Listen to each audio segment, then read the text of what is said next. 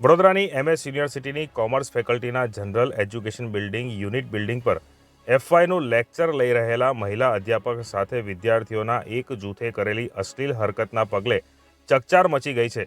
આ ઘટનાને પગલે એટલો ઓહાપો થયો હતો કે ઇન્ચાર્જ ડીનને મેઇન બિલ્ડિંગ પરથી યુનિટ બિલ્ડિંગ પર દોડી આવવું પડ્યું હતું। મળેલી વિગતો પ્રમાણે એક મહિલા અધ્યાપક FYમાં લેક્ચર લઈ રહ્યા હતા। ક્લાસરૂમમાં 20 જેટલા વિદ્યાર્થીઓની હાજરી હતી। અધ્યાપકે વિદ્યાર્થીઓને એટેન્ડન્સ રજિસ્ટર પાસ કર્યું હતું અને તેમાં હાજરી નોંધવા સૂચના આપી હતી। વિદ્યાર્થીઓના આ જૂથે એટેન્ડન્સ રજિસ્ટરમાં પોતાની સાથે સાથે ગેરહાજર હોય તેવા વિદ્યાર્થીઓની હાજરી પણ નોંધી નાખી હતી। રજિસ્ટર જ્યારે પાછું આવ્યું ત્યારે મહિલા અધ્યાપક ક્લાસમાં હાજર વિદ્યાર્થીઓ કરતાં વધારે હાજરી નોંધાયેલી જોઈને ચોંકી ઉઠ્યા હતા। તેમણે ધ્યાનથી રજિસ્ટર જોયું તો કોઈએ તેના પર અશ્લીલ ડ્રોઈંગ પણ બનાવ્યું હતું। વિદ્યાર્થીઓના આ પ્રકારની હરકતને જોઈને ડઘાઈ ગયેલા મહિલા અધ્યાપક રડી પડ્યા હતા અને રડતા રડતા લેક્ચર છોડીને સ્ટાફરૂમમાં પહોંચ્યા હતા। એક તબક્કે તો તેઓ એવું પણ બોલ્યા હતા કે હું મારી જાતને સુરક્ષિત મહેસૂસ કરી રહી નથી। તેમની સાથે થયેલી આ હરકત અંગે જ્યારે ખબર પડી ત્યારે બીજા અધ્યાપકો પણ ભારે રોષે ભરાયા હતા। આ આખી વાત ઇન્ચાર્જ ડીન સુધી પહોંચી હતી।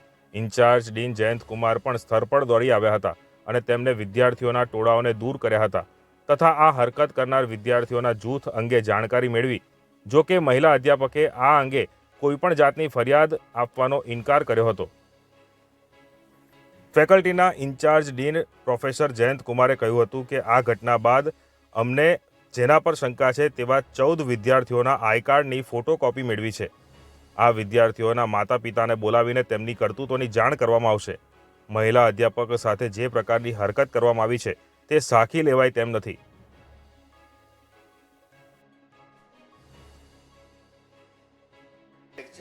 लेक्चर 3:30 बजे से स्टार्ट होता है। लेक्चर में करीब 4:30 बजे की ये घटना है। एक हमारी कोई स्टाफ लेडी टीचर वो गई थी क्लास में और उन्होंने जैसे सभी टीचर्स लेते हैं अटेंडेंस लिया उन्होंने, और अटेंडेंस लेकर के क्लास के अंत में अटेंडेंस जब जमा करने की बारी आई तो तब उन्होंने देखा कि कुछ ऑब्जेक्शनेबल ड्रॉ किया हुआ है। या तो ये उल्लेखनीय नहीं है, मैं नहीं बता सकता आपको इस वक्त। बट मैंने भी जब देखा अटेंडेंस शीट तो मुझको लगा कि ये थोड़ा ऑब्जेक्शनेबल है, थोड़ा नहीं ऑब्जेक्शनेबल ही है। तो इसके लिए राकेश मांझी यहाँ मौजूद थे, FY BCom कोऑर्डिनेटर, और हमारे स्टाफ भी थे। उन्होंने आई कार्ड बच्चों का ले लिया है और उन बच्चों का आई कार्ड लेकर के उनके हमने ये डिसाइड किया है, मैंने डीन फैकल्टी ऑफ कॉमर्स को ये बात की इत्तला दे दी है कि किस तरह की कार्रवाई की जाए।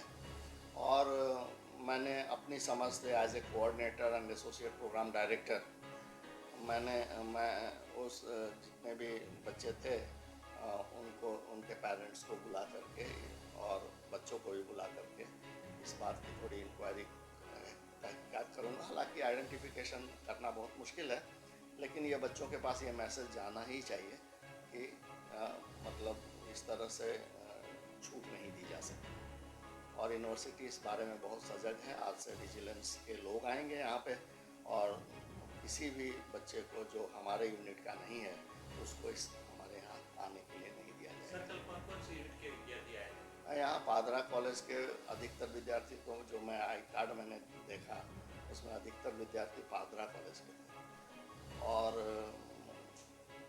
दूसरे जो विद्यार्थी थे वो मेन बिल्डिंग के भी थे, 2 या 3 मेन बिल्डिंग के भी थे। गर्ल्स कॉलेज के भी कुछ स्टूडेंट थे, लेकिन गर्ल्स थी तो गर्ल्स ने तो नहीं किया होगा, पर गर्ल्स कॉलेज की भी स्टूडेंट थे। तो ये क्या है, मिक्स्ड एक कॉस्मोपॉलिटन जैसा हो रहा है।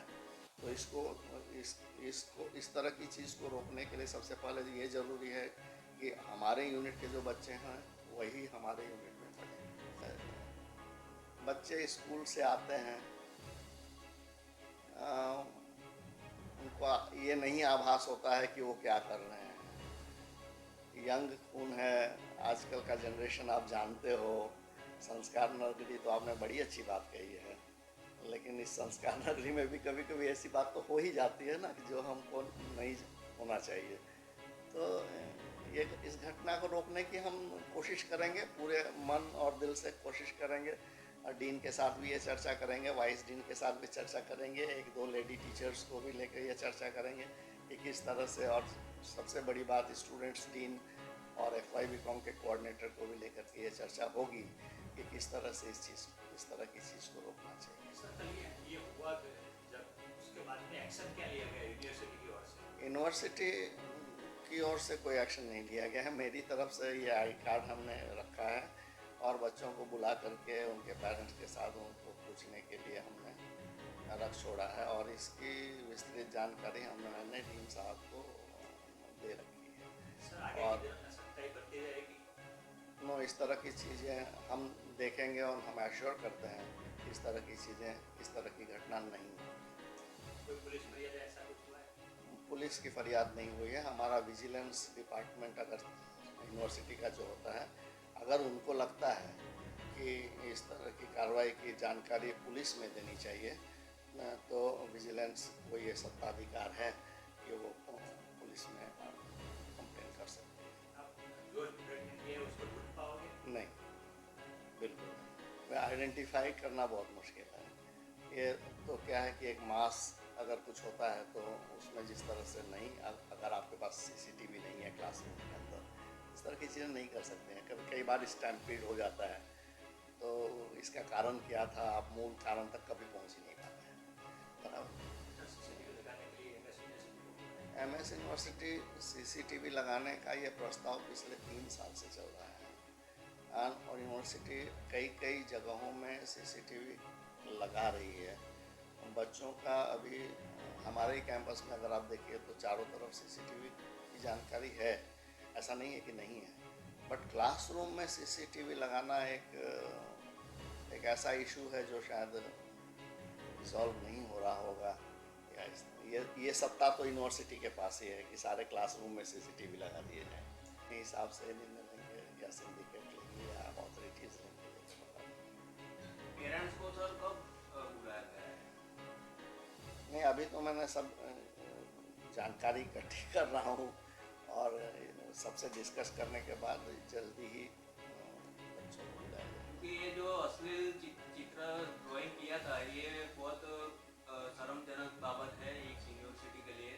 तो यूनिवर्सिटी के सत्ताधीश एक एग्जाम्पल देना चाहिए ताकि जो दूसरे बच्चे, निश्चित रूप से आपने एकदम सही कहा है कि ये बच्चों के पास ये मैसेज पहुंचना ही चाहिए कि इस तरह की चीज़ें बर्दाश्त नहीं की जाएगी। आपने बहुत अच्छी बात की, सही बात। સબસ્ક્રાઇબ કરો ફેક્ટ ફંડ ન્યૂઝ ચેનલને અને યુટ્યુબ ઉપર બેલ આઇકન દબાવી સમાચારોની તમામ અપડેટ મેળવો।